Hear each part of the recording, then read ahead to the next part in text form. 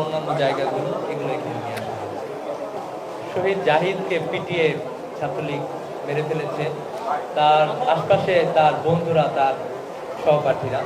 এটা হচ্ছে ঢাকা বিশ্ববিদ্যালয়ের চিত্র। আমরা জানি যে আমাদের ঢাকা বিশ্ববিদ্যালয়ে একজন বেশ অনেক ছাত্রীকে আহত করা হয় এবং একজন বোনের যে রক্তাক্ত মুখ, এটা আমরা এখানে দেখতে পাচ্ছি।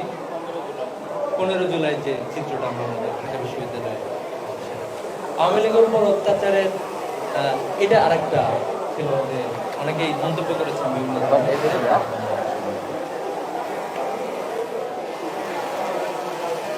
এটা হলো শহীদ ইয়ামিন। বর্বরতার আসলে এক নজির আমরা দেখতে পাচ্ছি, টেনে হিচড়ে তাকে নিয়ে যাওয়ার একটা চিত্র।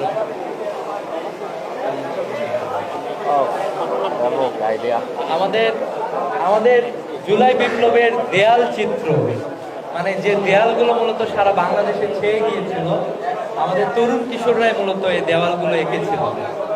সেই দেয়ালের চিত্রগুলো মূলত এখানে নিয়ে আসা হয়েছে। এখানে আমরা শহীদ মীর মুহূর্তের পানি লাগবে কিনা সেটা, কান্ডারি হুঁশিয়ার, 36 জুলাই, বিকল্প যে আমরাই তরুণরাই, এটা মূলত এখানে নিয়ে আসা হয়েছে।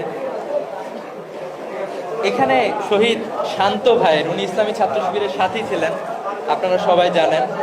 তো ওনার একটা ফেসবুক স্ট্যাটাস, উনি লিখেছিলেন যে হৃদয় শাহাদাতের উচ্চাকাঙ্ক্ষা লালন করে, সে হৃদয় কখনো হতাশ হয় না। আপনারা জানেন পরবর্তীতে শহীদ শান্ত ভাই শাহাদাত বরণ করে একবারে 16 তারিখের ঘটনায়।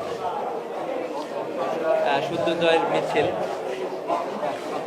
এখানে উপরে অনেকগুলো আছে। এই যে আমরা দেখতে পাচ্ছি আমাদের শিশু রিয়া, সেও আসলে রক্ষা পায় নাই, ঘাতক বুলেটের আঘাতে সেও শাহাদাত বরণ করে, সে মারা যায়, বিমান থেকে তাকে গুলি করা হয়। এখানে আমরা আরো কিছু চিত্র দেখতে পাচ্ছি যে আমাদের বাক স্বাধীনতা কেড়ে নেওয়া হয়েছে, পুলিশ কিভাবে, আমরা এটা মনে পড়ে যতটুকু যে আমরা যেদিন কর্মসূচি পালন করেছিলাম,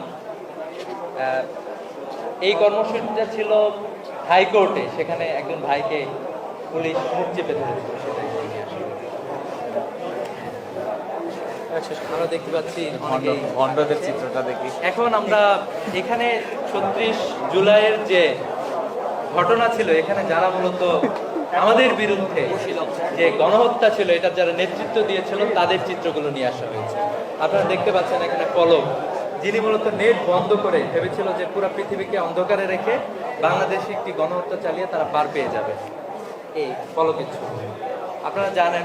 এখানে আরেকজনের ছবি, 5,500 দুর্নীতিবাজ, আপনারা সবাই জানেন তার ছবি। এরপরে আমাদের আরেকজন ব্রুটাল পিপল, আপনারা তাকে দেখতে পারেন। সে বলছিল যে শহীদ আবু সাইদ নাকি ড্রাগ।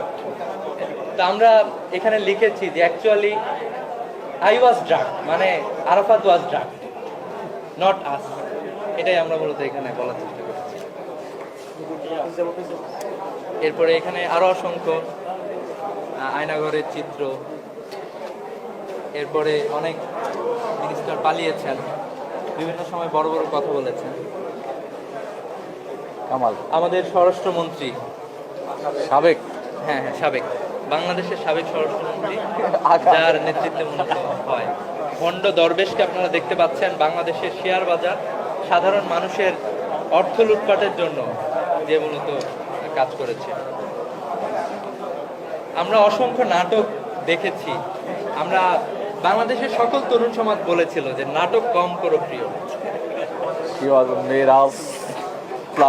এবং আলটিমেটলি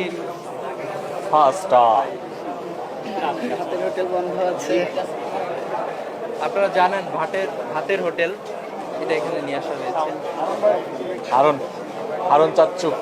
এরপরে এখানে হলো যে যার নেতৃত্বে মূলত শুরু হয় ঢাকা বিশ্ববিদ্যালয় হেলমেট লীগ, যেটাকে বলি আমরা, সেটার তিনি মূলত এটা কারিগর, তার চিত্র মূলত এখানে নিয়ে আসা হয়েছে। এরপরে আমরা আসলে এখানে আমরা যেটা নিয়ে এসেছি, আপনারা একটু দূরে গেলে আপনারা নিতে পারবেন ভালোভাবে। দেখেন আমরা আসলে অসংখ্য শহীদের ঘটনা দেখেছি। এখানে শহীদ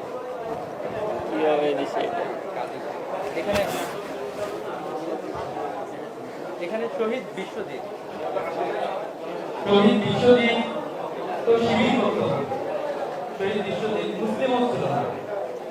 কিন্তু বিষয়টা যদি আসলে শিবির করতো, আমরা যারা মিডিয়ায় ছিলাম আমরা কি এভাবে কভার করতে পারতাম?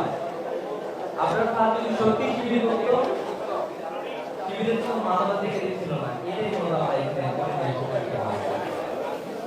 আপনার সাথে দেশের পক্ষে কথা বলেছিলাম।